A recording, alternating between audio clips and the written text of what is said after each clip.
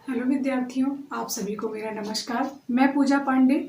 आज आप लोग कुछ इम्पॉर्टेंट क्वेश्चंस जानेंगे, उसके आंसर, और आपके जो क्वेश्चंस पूछे गए हैं उनके भी आंसर आप लोग जानेंगे। तो देखिए, लोथल किस रूप में प्रसिद्ध है? पूछ रहा है क्वेश्चन, लोथल किस रूप में प्रसिद्ध है? प्राक मौर्य स्थल, एकाडियन सिटी ऑफ ट्रेजर्स, बौद्ध स्तूप, बंदर हड़प्पा बंदरगाह। तो आप सभी को पता है हड़प्पा बंदरगाह, या इसी को क्या कहते हैं? गोदीवाड़ा। और इसको क्या कहते हैं?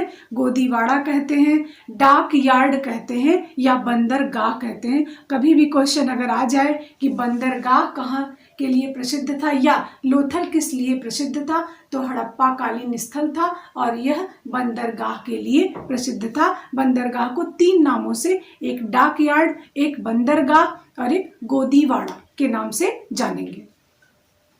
दूसरा क्वेश्चन है, लोथल तथा कालीबंगन दोनों हैं, गुजरात में स्थित हैं, प्रसिद्ध प्राचीन पोर्ट है, प्राक मौर्य कालीन स्थल है, हड़प्पा कालीन स्थल है। तो आप सभी को पता है कि लोथल और कालीबंगन हड़प्पा कालीन स्थल है, हड़प्पा कालीन स्थल है।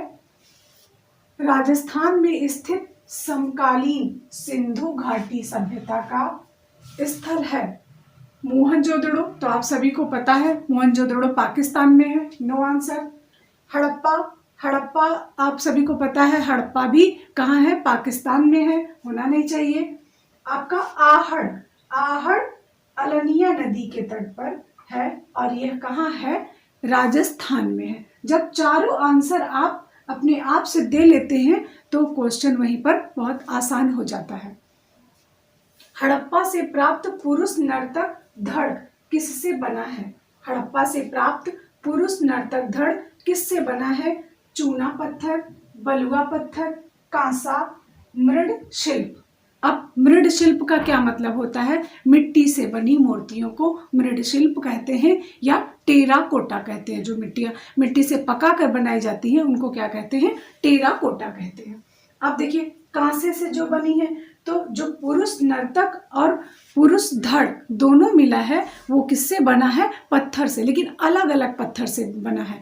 ऐसा नहीं, देखिए पढ़ने को तो सीधा सीधा पढ़ते लोग चले जाते हैं, लेकिन जब आंसर देना होता है तो उसमें क्या करता है? वही आंसर में घुमा देता है लोगों को और बहुत परेशानी फिर उठानी पड़ती है। तो देखिए, हड़प्पा से प्राप्त जो पुरुष नर्तक है, अगर रियल में देखा जाए तो दोनों जो हड़प्पा से दोनों मूर्तियां मिली हैं वह है तो पत्थर की, लेकिन अलग अलग वैरायटी के पत्थर हैं। यहाँ पर कौन से वैरायटी के पत्थर हैं? देखिए, चूना पत्थर, चूना पत्थर की यह मूर्ति है जो पुरुष नर्तक है, या इसी को क्या कहा गया है? नटराज की मूर्ति कहा गया है, या इसी को क्या कहा गया है? भगवान शिव की मूर्ति कहा गया है।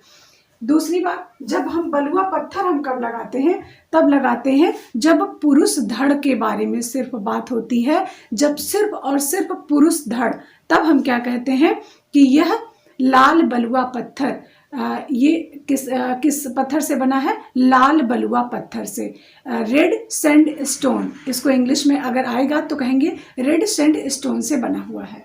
और जब हम चूना पत्थर की बात करते हैं तो चूना पत्थर को और भी कई नामों से जानते हैं। अभी तो आज चलिए चूना पत्थर दे दिया, कल को अगर घुमा दिया और कल को कहा कि ग्रे लाइम स्टोन, अगर कहा कि ग्रे लाइम स्टोन, अगर और शुद्ध हिंदी में चला गया तो क्या कहेगा?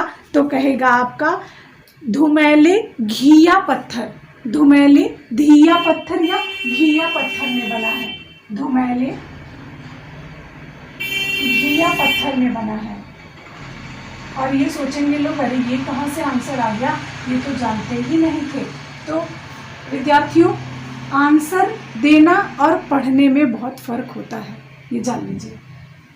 अब हड़प्पा से प्राप्त पुरुष नर्तक है तो चूना पत्थर में, अगर चूना पत्थर ऑप्शन में नहीं दे रखेगा तब आप क्या करेंगे? उस कंडीशन में धुमैले घिया पत्थर को दे देगा और आपको वही लगाना पड़ेगा, या तो यहाँ ये ना देकर या दे देगा कि ग्रे लाइम सैंडस्टोन, सैंडस्टोन। तब आपको ये करना पड़ेगा। तो विद्यार्थियों, ऐसी ही जानकारी प्राप्त करने के लिए आप इस नंबर पर संपर्क करके ऑनलाइन क्लास या इलाहाबाद के विद्यार्थी ऑफलाइन क्लास ले सकते हैं। हमारी क्लास ऑफलाइन भी चलती है, ऑनलाइन भी चलती है। जिन विद्यार्थियों को क्लास लेना है वो इस नंबर पर संपर्क करके क्लास ले सकते हैं। दूसरी बात, कुछ लोगों का कमेंट्स नीचे था कि मैंने बताया था कि कागज का जो इन्वेंशन हुआ था भारत में, कागज का जो इन्वेंशन भारत में हुआ था, कुछ लोगों ने मुझे कमेंट्स करके कहा है कि 13वीं शताब्दी है, कुछ कहते हैं 12वीं शताब्दी है, हम तो कहते हैं 15वीं शताब्दी है, और ये हम इस पूरे प्रूफ के साथ बोलते हैं। तो जब भी क्वेश्चन आएगा जैन धर्म में कागज का प्रयोग कब हुआ है, 15वीं शताब्दी में हुआ है। 14, 13, 12, 11 के चक्कर में ना पढ़िए, छोड़ दीजिए, क्योंकि मैं जो भी पढ़ाती हूँ एकदम सॉलिड मैटर है, एकदम सही है, वो कहीं से गलत नहीं है। और ये मुझसे कोई अगर प्रूफ लेना भी चाहेगा तो मैं उसको एथेंटिक बुक का प्रूफ भी दे सकती हूँ, और मैं दे दूंगी, निश्चित तौर पे दे दूंगी। देखिए, प्रूफ हम किसका नहीं दे पाते हैं, टेक्निकल चीज़ों का प्रूफ हम नहीं दे पाते हैं। क्यों नहीं दे पाते हैं? उसका रीज़न होता है क्योंकि लाइन वाइज लाइन टेक्निकल नहीं होती है। आप सभी को पता है कि जब टेक्निक हम लोग पढ़ते हैं, कला की टेक्निक पढ़ते हैं, तो कला की टेक्निक में लाइन वाइज लाइन क्वेश्चन, भाई घुमाता है क्वेश्चन, तो जाहिर सी बात है कि आंसर भी घूमता है। लेकिन यहाँ पे कितना भी क्वेश्चन घुमाएगा लाइन साइड स्टोन ही रहेगा। लेकिन अगर पूछ देगा कि अंतराल क्या है, अगर दे दिया कलाकार का कार्य क्षेत्र, तब तो कोई परेशानी नहीं। अगर दे दिया क्षेत्र, अगर दे दिया स्थान, अगर दे दिया स्पेस, तो इसको हम लाइन वाइज लाइन क्लियर नहीं कर पाते हैं। लेकिन ये सही है, 110% ये सही है।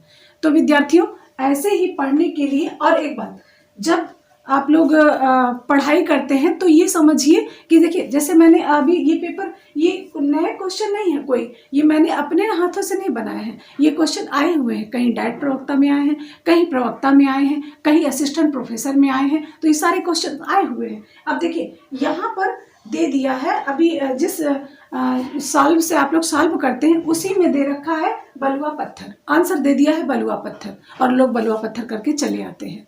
तो आंसर पे ना जाइए, ये ना सोचिए कि जो इसमें सॉल्व में लिखा है वो सही है, ऐसा नहीं है।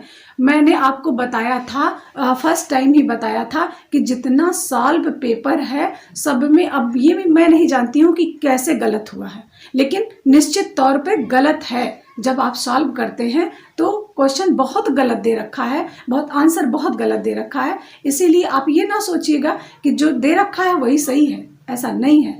जो आप अपने बुक से, ऑथेंटिक बुकों से पढ़ते हैं, उसको आंसर आप अपने आप से सही कर लीजिए, उस बुक को तभी लर्न करिए। कभी कभी क्या होता है कि जब हम और आप परीक्षा देने जाते हैं, आप परीक्षा देने जाते हैं, तो उसमें क्या होता है, उसमें वही क्वेश्चन आ जाता है जो हम लोग पढ़ के बैठे रहते हैं, लेकिन अगर गलत पढ़े हैं तो गलत आंसर करके चले आते हैं। ऐसा होता है लोगों के साथ, और मैंने बहुत लोगों के साथ ऐसा होते देखा है। तो देखिए, ये क्वेश्चन अगर आपका, हाँ, एक महिला का कुछ क्वेश्चन था कि मैम, प्रागैतिहासिक काल में अगर आग की बात होती है तो आग का आविष्कार कब माना जाएगा? आप ही सोचो कि आग का आविष्कार पुरा पाषाण काल में हुआ। मेरी पहले की वीडियोस देखिए आप, उसमें मैंने बताया है कि पुरा पाषाण काल में आग का इन्वेंशन हुआ है, मध्य पाषाण काल में पशुपालन का इन्वेंशन हुआ है, और सभी को लेके आप नवपाषाण काल में चले आइए, सभी चीज़ों का इन्वेंशन कहाँ हुआ है? नवपाषाण काल में। देखिए, थोड़े में थोड़ा पढ़ने से ज़्यादा समझना जरूरी होता है। अगर आप ऐसे रटते रह जाओगे तो फिर बहुत लेंदी है, छोटा नहीं है, लेकिन आप उसे ट्रिक वाइज पढ़िए कि देखिए, पुरा पाषाण काल में क्या हुआ है? सिर्फ आग का आविष्कार, सोहन नदी घाटी में निवास करता था और पत्थर के औजार निर्मित करता था, खत्म कहानी।